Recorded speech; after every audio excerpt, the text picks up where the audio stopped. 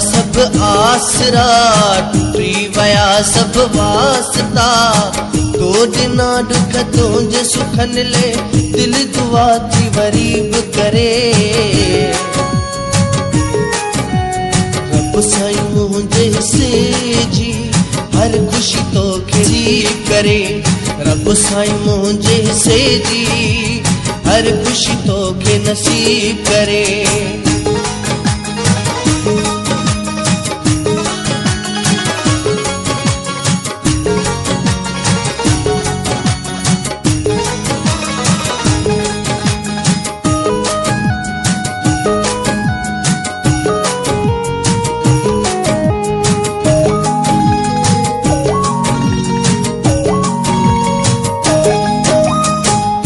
जो मिलंदो प्यार हाणे का बि नाहे उम्मीद रही। तुंहिंजो मिलंदो प्यार हाणे का बि नाहे उम्मीद रही। तुंहिंजे दिल तां ओ बि दर्दा मुंहिंजो वियो नाम लही। तोखे दुआऊं करण सिवाय छा भला ही गरीब करे। रब साईं मुंहिंजे हिस्से जी हर खुशी तोखे नसीब करे। रब साईं मुंहिंजे हिस्से जी हर खुशी तोखे नसीब करे।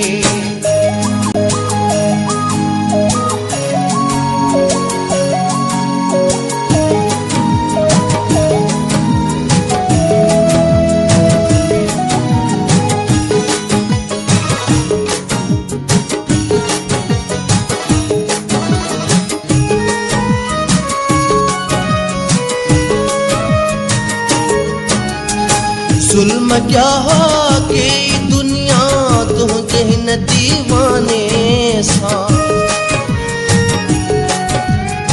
जुल्म क्या के दुनिया तुंहिंजे हिन दीवाने सां। तूं बि थी वियो आहीं शामिल हाणे ॿेरी ज़माने सां। दोस्त थी तो अहिड़ी कई आहे जीअं कोई रकीब करे। रब साईं मुंहिंजे हिस्से जी हर खुशी तोखे नसीब करे। रब साईं मुंहिंजे हिस्से जी हर खुशी तोखे नसीब करे।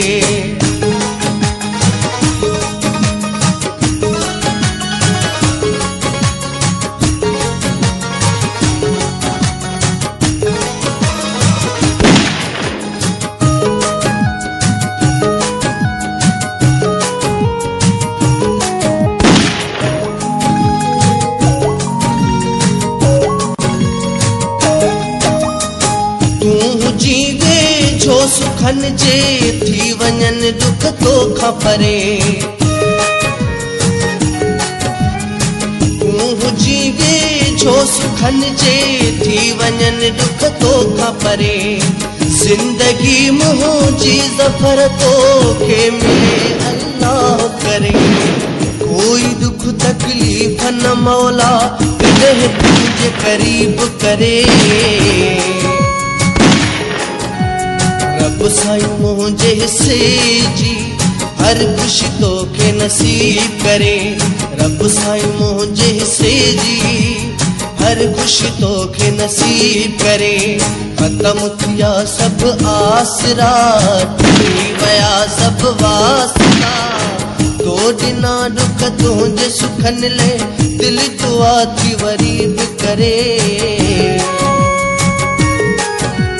रब साईं मुंहिंजे हिस्से जी हर खुशी तोखे नसीब करे। रब साईं मुंहिंजे हिस्से जी हर खुशी तोखे नसीब करे।